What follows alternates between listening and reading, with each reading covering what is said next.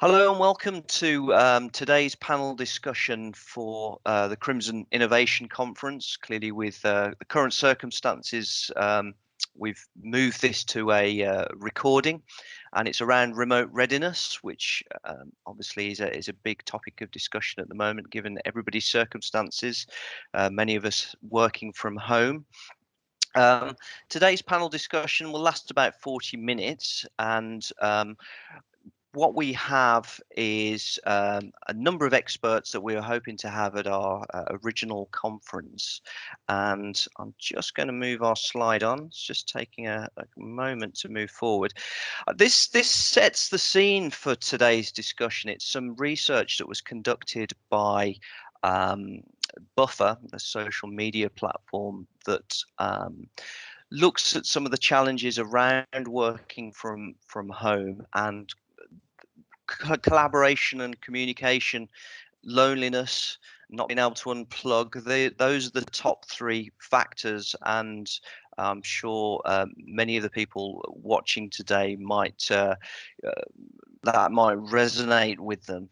And what we have for our panel discussion today is David Savage, who hosts Tech Talks and also works for the Harvey Nash Group. Crimson are part of the Harvey Nash Group. David, welcome today, and thank you for agreeing to host the panel discussion. No, thank you for the invitation.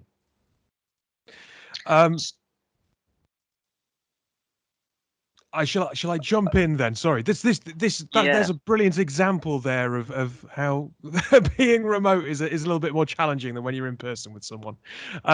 As I suppose I'm not sat next to our panel, it's going to be a little bit more challenging to know when people want to jump in with a point. But I think if we start the conversation by just giving each of our panelists 30 seconds to tell us who they are, without being able to look down a line, I'll pick on you, Mark, first of all. If you could just tell us very quickly who you are, what you do.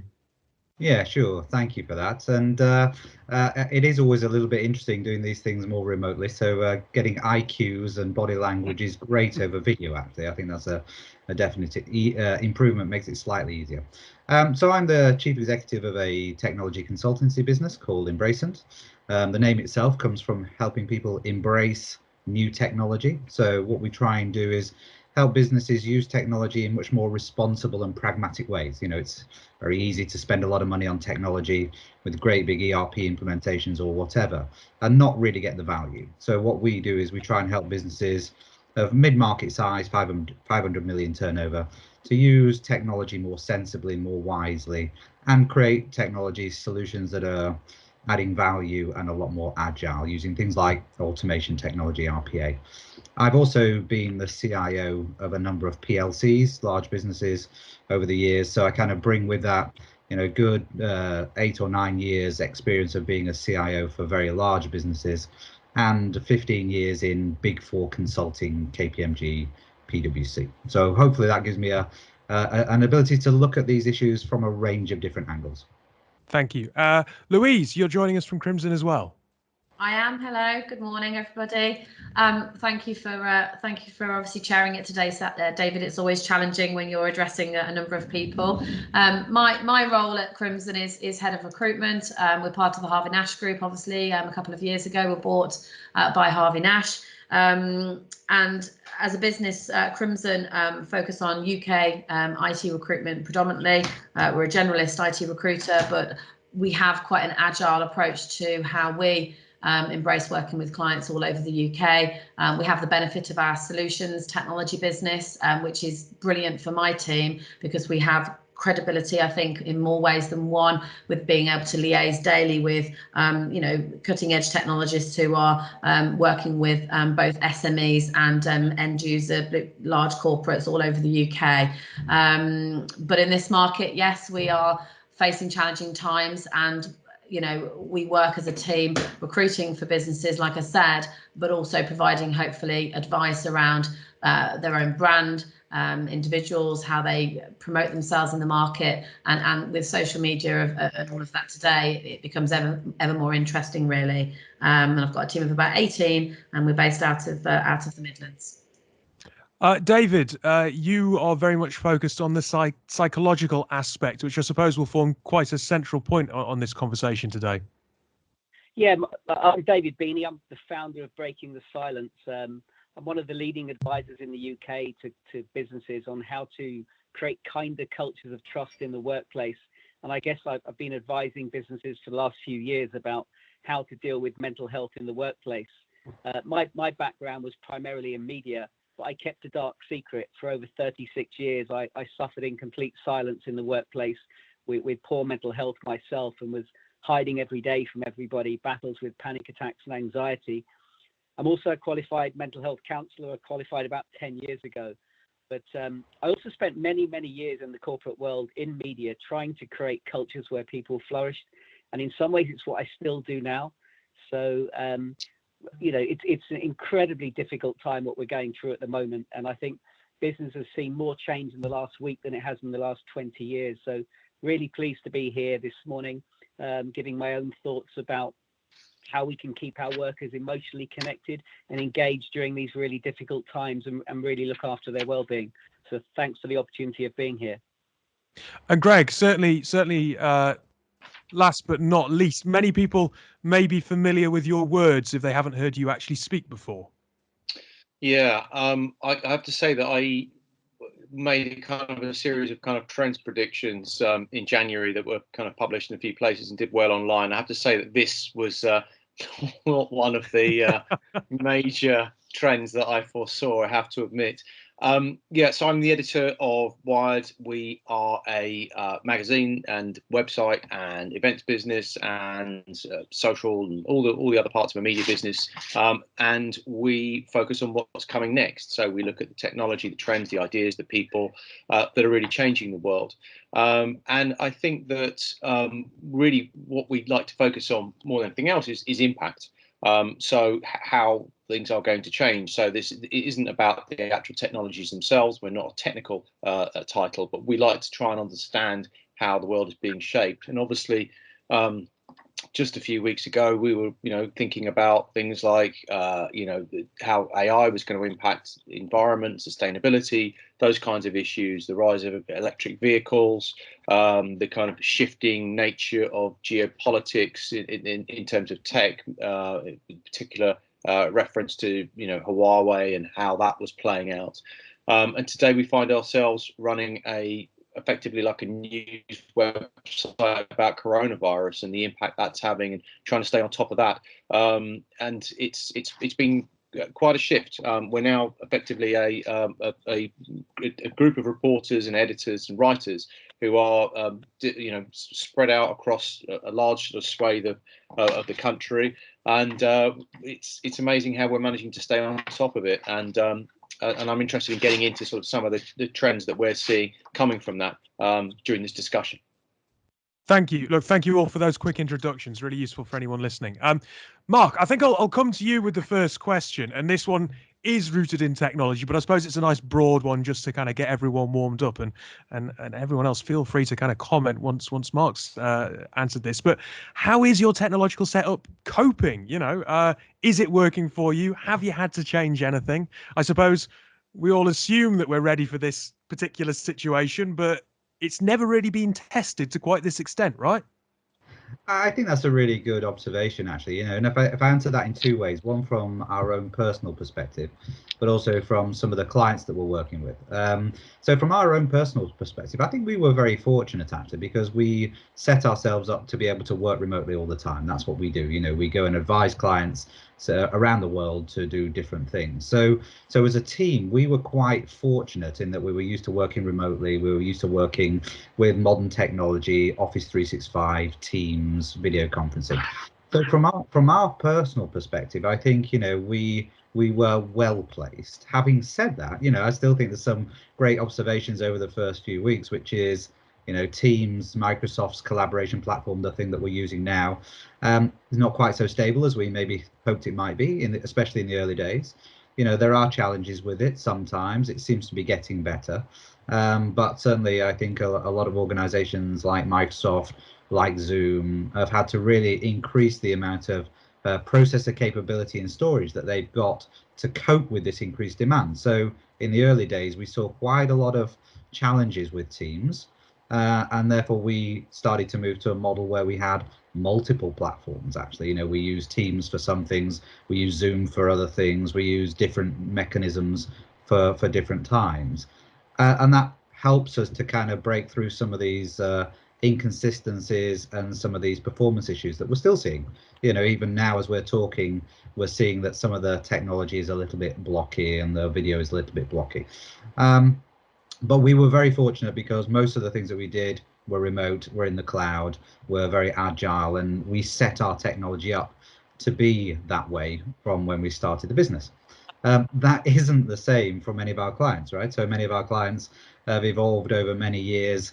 They're still using a lot of on-premise technology, a lot of systems that require you to use some kind of a virtual private network VPN technology to dial into the network from home.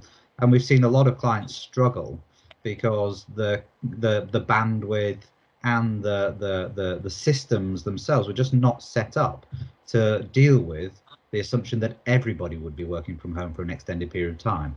Even very, on the ball clients, they would have a business continuity plan, which would assume that a percentage of the business would work from home, and therefore they set up their technology to cope with maybe 20 or 30% of the employees working from home.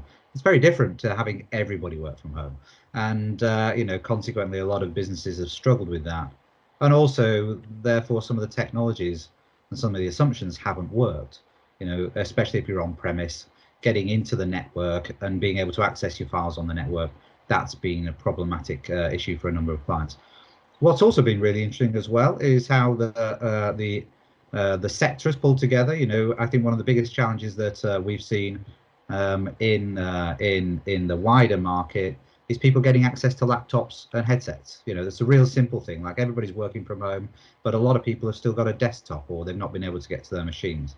And I also sit on a WhatsApp group, which is about 150 CIOs in the country. And we share some of these issues and some of these challenges, and also share access to stock and access to talent. So we can say, hang on a minute, one particular client is struggling to get hold of some laptops. Has anybody in the group got an access or a route to some laptops? So, I think people are coping, but there are a lot of businesses, especially with more older technology, less mobile, less cloud-based technology, that are really struggling for bandwidth and performance right now. Has anyone observed any ways in which the technology is being used in a slightly different or unusual way? Certainly on the podcast a couple of episodes ago, we had Ring Central, unified communications company, and they were talking about the fact that people are using their network almost as a diagnostic tool to find gaps in their own networks when they have people working from home. I suppose this is a time where, when we do implement these technologies at such large scale, actually innovation can happen in slightly unsurprising ways. Yeah, I think that's absolutely right. And if I think about where we are now, if I assess this, personally, we're kind of 1-2 weeks into a new way of working. Even though we might think, we are used to working remotely, this is still new. This is new territory for a lot of businesses. 2 months down the line, 3 months down the line, I think we'll have established a range of different ways in which you can take advantage of the way that we're operating, and I think that your example of using this technology to understand performance and gaps, I think is really a great example of that, and actually also running processing capability more at the edge, as you might want to call it, so that actually people are running things more locally. I think about and it's I don't know whether this is actually going to work or not, but you take something like mining technology that is generally pushing the processing capability to the user and then distributed compute. That's a really fascinating thing. Is that going to be something that we can start to see some more of? I think there's also other ways in which businesses are using this technology in different ways. I know it's probably a slightly left field thing, but we've started to have virtual pub quizzes, and we pull the team together once a week in the Embracent Arms, and we do Hawaiian shirt night or pub quiz night, and there are ways of fascinating ways where, even though it's a simple technology, we're using it in different ways, because that's people are creative and innovative, and therefore as we get more used to this technology, I think we'll find different ways of using it. I suppose an interesting point, Greg, you mentioned that this didn't feature on your list of predictions for the year, and yet the technology is working. So it kind of begs the question, do we need to send 13 million people into central London, for example, every single day? If this works, why do that? Why have a situation where you have so many people in such a small space? I think it's a really good question. And clearly we're just at the very, very, very early stages of this now. We've been working from home now for 2 weeks because I work for a very large. We're just getting alerts. The Prime Minister's tested positive for coronavirus. I'll start that again. So I think we're at the very, very beginning of this at the moment. Obviously, people are just beginning to adapt. We've been working from home for 2 weeks now. We started sort of planning for this nearly a month ago. We have offices in Shanghai, offices in Milan, obviously, and there were kind of, sort of senior management discussions about this quite a while ago, because I think a lot of businesses now, because they're sort of so decentralized, if you like, and international and global, are actually responded a lot more quickly and more decisively, I think, than government, which was interesting. And I think that obviously is sort of like one of the effects of globalization, is you do have people that you interact with probably in, Shanghai or San Francisco. So you do get a sense of what's happening on the ground there. I'm hearing a lot of people sort of say, well, this is the end of the office. Everyone's going to be working remotely from now. I think it's too early to tell, to be honest with you. I think that still people will want to be social. I think the interactions that are happening online, in my experience, are they take up most of the day. And so I'm having to actually do my work, as it were, in the evening. And actually, I'm spending most of the day on Zoom and Slack and all the other kind of collaboration platforms that we use. So I think that there is an upside in that clearly we can function. But there's also a downside in that I think that there is still there's quite a lot of friction. We can make it work. This is all fine. We can make it work. Also, I think there's a really key difference, because when we talk about work from home, usually you work from home to maybe really focus on a project. So you sort of say to your teammates, hey, I'm out tomorrow. I'm at home. I'm going to get that piece of work done.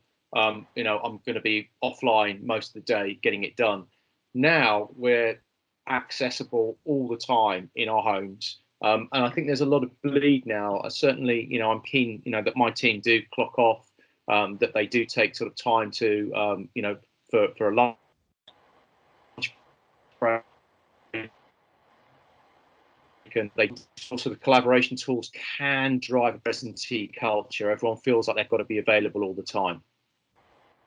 Just out of interest on that point, the slide that was shared beforehand was about those challenges for remote working, and not being able to unplug was up there with about 18%. I noticed.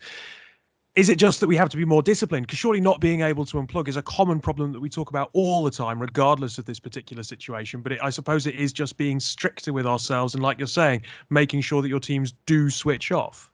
Yeah, I think for us it's slightly different in that we're now reporting on a very fast-moving situation. So, most of us will be online, just keeping an eye on the news, seeing what's happening on Twitter or what the major news organisations. We get alerts from government agencies as well.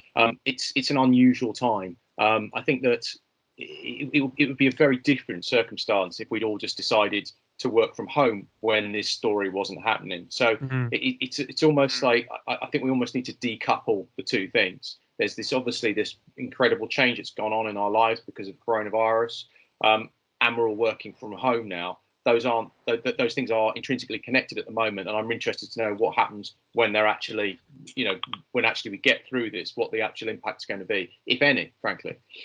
Just to throw this out there to the rest of the group. I mean, obviously, Greg, you're in a fairly interesting situation. You're working in media. It makes sense that you are keeping track of what's happening with events. But my manager has been saying to me, try not to watch the news during the course of the day. And I don't know, Louise, David, if that's something that you've been saying to your teams, because it's almost this constant overwhelm of I suppose more negative news constantly might be having a negative impact on teams when they're trying to get on with their job and almost having some sense of normality. Without a doubt. Sorry. Do you want to go first? Okay. After you. No, without a doubt, we're trying to encourage people to limit the time that they're spending watching things at the moment, which aren't making you feel any better. From a very personal point of view, I've switched to BBC in the mornings because Pierre's was getting so passionate and angry, and I was finding it was affecting my own sort of anxieties for the day. So I've switched to the calmer BBC in the mornings, and so many of us are so fixated on the news at the moment. There's no doubt perhaps we should check in on certain times of the day for certain news items, but not be listening to it the whole time.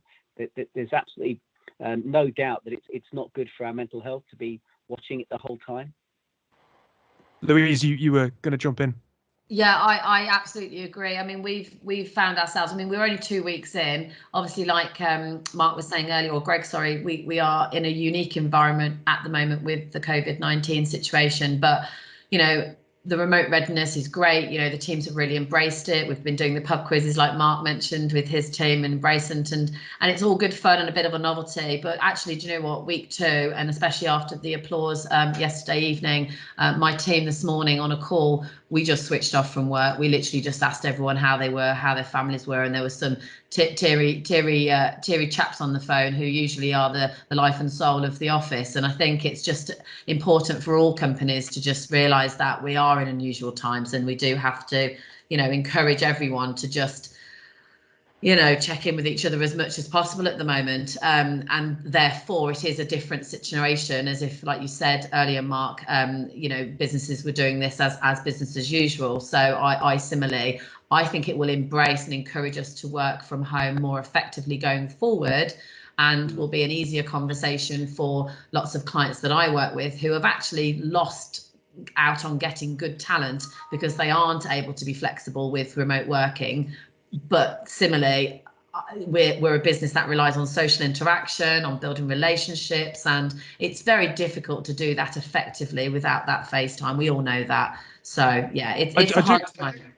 I do want to jump in there actually and pick up on that point with you, because look, I've spent 13 years at Harvey Nash. I started as a recruiter, and sales environments are different. It's funny because on the podcast we spend a lot of our time talking about engineering, and I think if you're a data scientist, actually a lot of the tech organizations that we speak to, they are set up with virtual teams, and this isn't such a big cultural shift for them. But a sales organization, we are predominantly 23, 24, 25-year-olds who maybe are in their first jobs out of university, and the reason that they joined our organization is because they are looking for that social interaction. So we've mentioned the pub quizzes and we've mentioned those aspects in the evening. How are you replicating the fact that people sometimes just like to get up from their desk and go for a chat with someone? It's very hard, is the honest answer. And like I said, we're 2 weeks in and the team have just about done really well, bless them. They're working so hard. But I genuinely can already see signs of some of the guys who are used to getting on the road in the morning, putting themselves in an office environment, going on site with client site, interacting with contractors on a daily basis, Monday to Friday, that they are really going to start struggling soon, because they rely on that buzz of interacting with that many people frequently, and that's what they're good at. They are good at being able to be like I said, they're able to engage with other people, tease people out of their comfort zone, get people to talk to them in ways that others aren't, and it's going to be a real big struggle for them. We are doing all the things that we can do. We're looking into check-ins, and I'm looking into my team at the moment as how we can maybe use technology to check in with people's well-being on the back of a call, on the back of a conference, etc.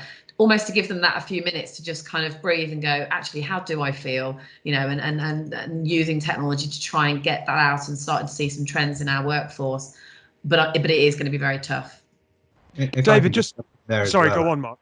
Yeah, because I think one of the things that we've also done, which has worked quite well, after I was reading something by Simon Sinek, who's I'm a bit of a fan of that, and he was saying, get together on a Monday and have a huddle, and don't talk about work, just talk about what's going on.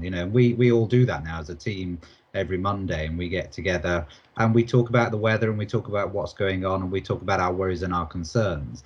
And I think that has been, really beneficial for a lot of people. But I think we also share the same thing, Louise. I totally agree with you, which is that there is an element of what many of us do, which is, reliant on that social contact. We like to go out there and talk to people, shake hands, have lunch, get that buzz of social interaction.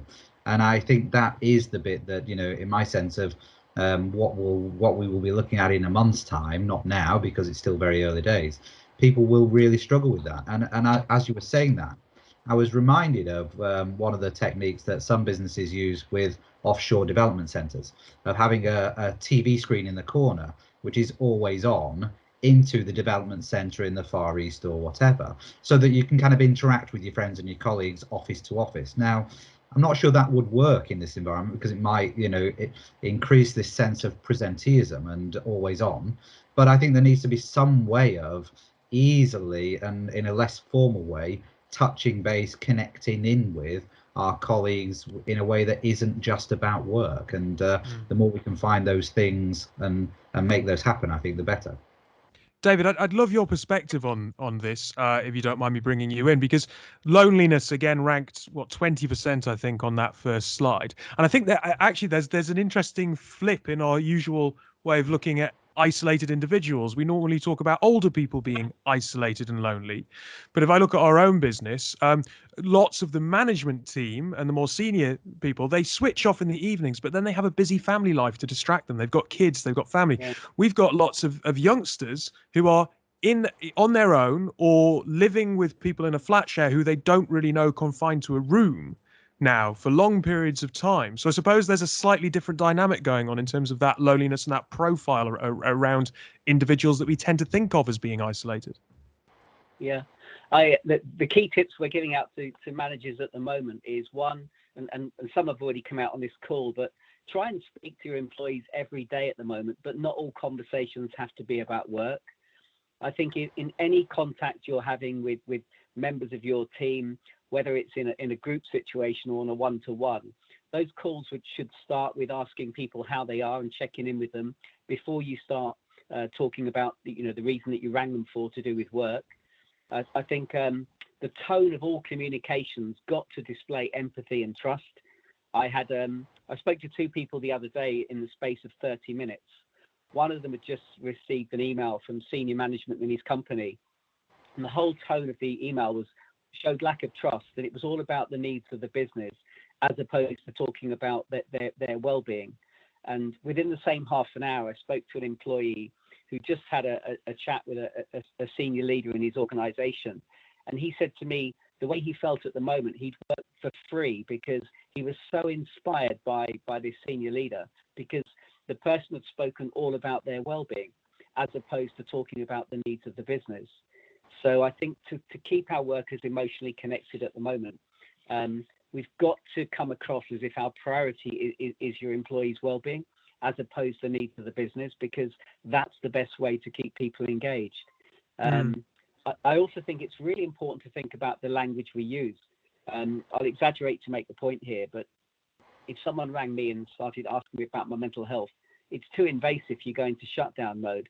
But if you ask people how they are feeling out of 10 today, and if you do that consistently, and the person who generally always scores 6 or 7 or 8, if one day they're a 4, if you were in a group situation, you might not ask them there and then why they're a 4 today, but you might ring them later that day and say, I noticed you're only a 4 out of 10 this morning. What's particularly dragging you down today? And I think it's a really good way to open up people to be honest about how they're really feeling, because we don't generally like talking about our mental health as such because of the stigma. But I also think people want more communication now than they would normally get. Again, speaking to employees, sometimes it's difficult at home at the moment to carry out your work as you would do normally because of what's going on out there. And people sit there worried they're going to hear from their boss who's going to check up on them. They actually, if we get the language right and the tone right, they'd rather hear from people every day, checking in with them just to see how they're doing and just to be as kind as you can, if you like, because again, that's the best way to keep people engaged at the moment. One final, this dates back 3 years, but it applies so much to today. one of the leading banks in the world has a reputation for being one of the best employers in the world around well-being. Well, about 3 years ago now, they commissioned the biggest ever well-being survey ever undertaken in the UK, which involves speaking to 76,000 employees. And it was a survey with lots of questions. And one of the questions in the survey was a very black and white question. It simply said, is this company interested in your well-being, yes or no? And they were mortified by the results because 38,000 employees said no. 38,000 employees said this company doesn't care about me. Now, they're brilliant with their data analytics. So they very much looked into the data to find what was the common denominator. And the common denominator was, not surprisingly, your line manager. And then they wanted to see what was that line manager doing or not doing to make you think this company doesn't care about you. And it was really basic stuff.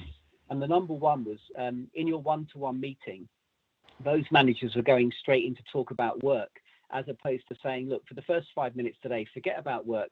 How are you? And not just asking the question, really listening. So that was applying, before all this started. But it's just so much more important now to make everybody feel that our priority is people's well-being if we want to get the very best out of them and to keep them engaged. Mark, if you don't mind me just switching the conversation back to you quickly and actually onto a technology point, picking up on some of the strands that David's talking about there, we are now communicating more in our homes.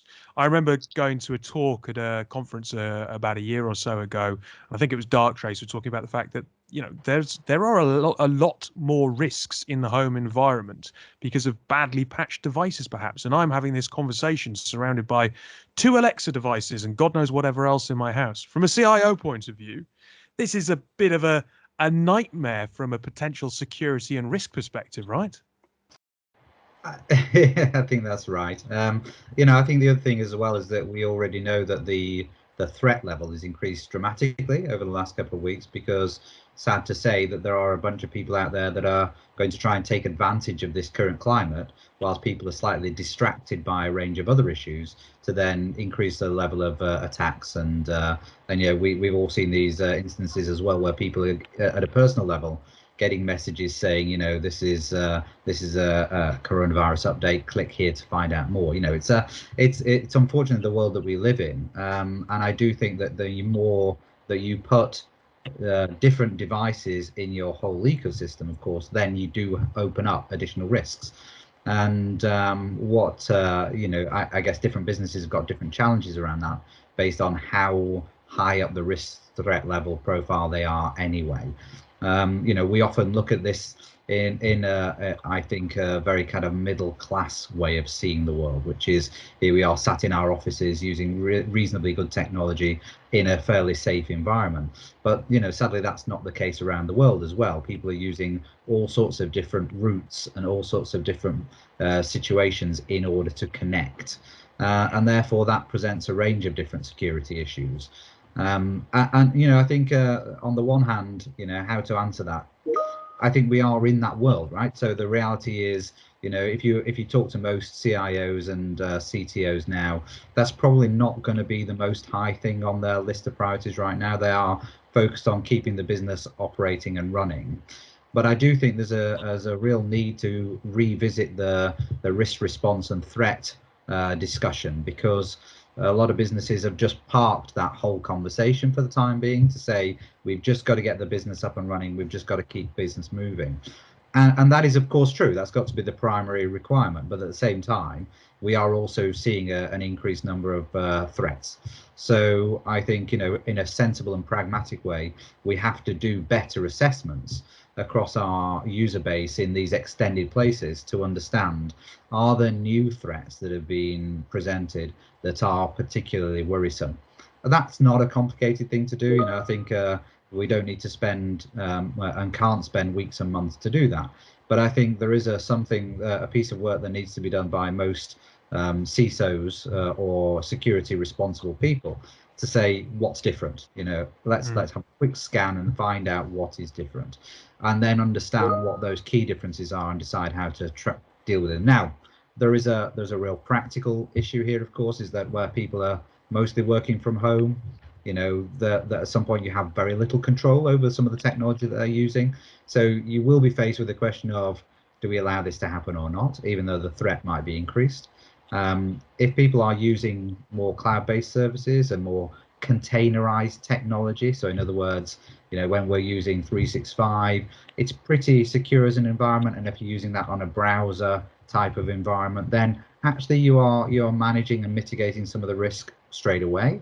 But at the same time, you know, not everybody's doing that. You know, there is no doubt that businesses will be sending email to people's private email addresses, and they'll be doing all sorts of different things just to keep the business moving, which I think is fine for the first week or two. You know, that's the reality. But I think there has to be very quickly an assessment of where the risks change, what is different, and let's understand those differences and see how we give advice to people, mitigate those risks, and if needs be, change the way that we're doing things. I know a number of CIOs that are changing the model of communicating, the model of sharing information on, you know, quite quickly as days go by, because they realize that what they've deployed for day one just to get people moving is not going to be satisfactory on month one, and therefore, you know, the first month is all about locking down, protecting and securing the technology and the information.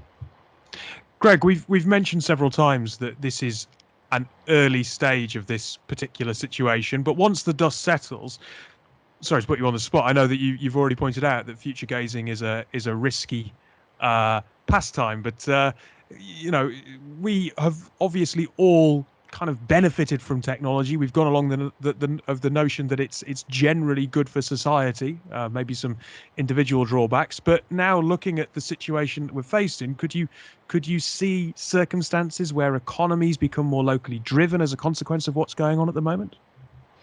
I think that's a possibility. I think that we might be looking at supply chains becoming shorter. I think that every board in the country, once, you know, the kind of immediate concerns are dealt with, is going to be thinking about de-risking. Is going to be thinking about its, you know, its global exposure to potential future pandemics and other kind of incidents that maybe we just don't consider now because we don't really see them as an enormous threat. I mean, weirdly enough, I reported a story about 6 years ago. I went to Thailand with a guy called Larry Brilliant. Larry Brilliant, not only having an amazing name, he was the person at the World Health Organization who was responsible for doing the work on smallpox and eradicating smallpox. And 6 years ago, I went to Thailand with him, and he was trying to push this very simple digital tool to the Thai government that people in remote areas, farmers, could use. And it was, I think, half a dozen questions that they were going to answer every day. How's your health? You know, out of 10, whatever. You know, how are your animals? How's your village? And the idea was that you detect the virus any significant health challenge very, very early, and then you can isolate it and mitigate. And I think that we're going to start. You know, this wasn't. I think that the idea that this is a black swan event, I think is maybe not right. I think this was something that a lot of people who work in epidemiology were expecting at some point. There were papers published on this very virus back in 2007. So I think that, you know, we've known that this thing exists for quite a while now, and we do have, you know, tech that we can roll out and help to mitigate the impact of it. Let me also, I just want to just step back a little bit and talk about, respond to what David was saying, which I thought was really interesting. And I think that in terms of empathy now, I think we're going to see sort of like a change in maybe sort of the skills that are important for managers. You know, no managers, no leaders really, you know, wanted, clearly no one wanted this. No one expected to find themselves in this situation. And I think it's going to be it's an enormous test for every leader. And I think that what, you know, people have got to think about is, there is an opportunity here, right? There's an opportunity to really build the trust of your team and to invest in your team and to ensure the well-being of your team.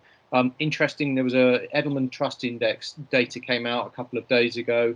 70% of British people think that they trust their company to do the right thing in this circumstance. And it's interesting because there's enormous trust in organisations at the moment from employees. So there really is an opportunity, I think, to build that, you know, really strengthen that relationship with your team, And as David said, check in on them. It's not just about work at the moment. It's about ensuring that they are okay as human beings, and that they feel that they're valued beyond the productivity that they're producing.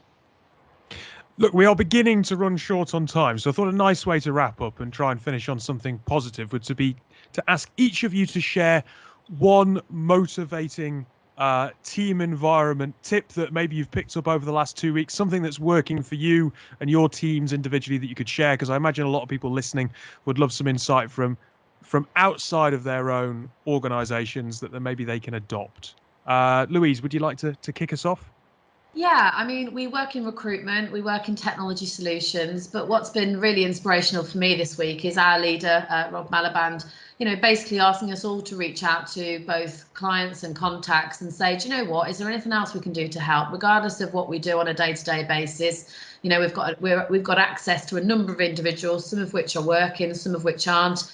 And actually just reaching out to businesses and saying, look, can we put you in touch with other people who may be able to give a day or two of their time month on month to support you? We've had a number of CIOs and IT contacts who have been able to say, look, I can help that business out and get the, and I think, and we talk about trust and we talk about human instinct, and I think everyone has just really had that chance to get some perspective over the last couple of weeks. And for me, we've just put a team into the NHS up in Sandwell this week, service desk people, and it has created opportunity for people to just take that step back, to not think about their own needs and actually just volunteer, and that for me has been a really, really lovely thing this week. David, do you have any thoughts? I think it's a really important time, again, for senior people to realise they inspire when they share vulnerability. It's never been such an important time for real strong leadership to come through.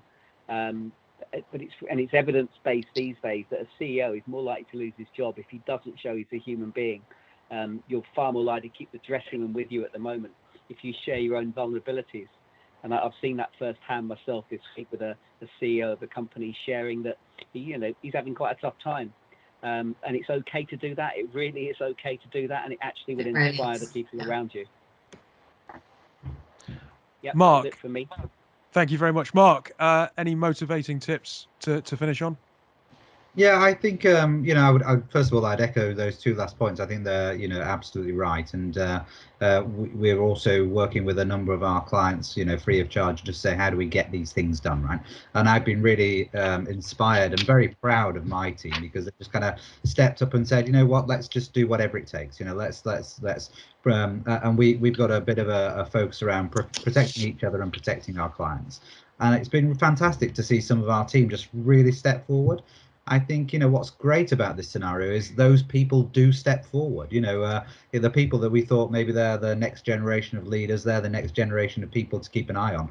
They've absolutely stepped up to the plate and come up with all sorts of great ideas, like the Hawaiian shirt party, where we've invited some of our clients as well to that to the Embracing Arms on a Thursday. But also, just stepping up and saying, look, it's not about us, it's not about the business, it's about doing the right thing. And for me, this is when you find the best in people, actually.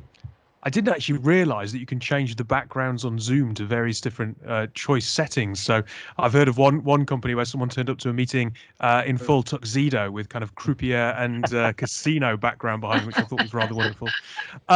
Sorry, Greg, to give you the final word with a motivating tip. I know it's a bit of an unenviable task because everyone else has already shared. So have you got anything different to add rather than agreeing, or just kind of, I suppose, emphasizing the points that everyone else has already made?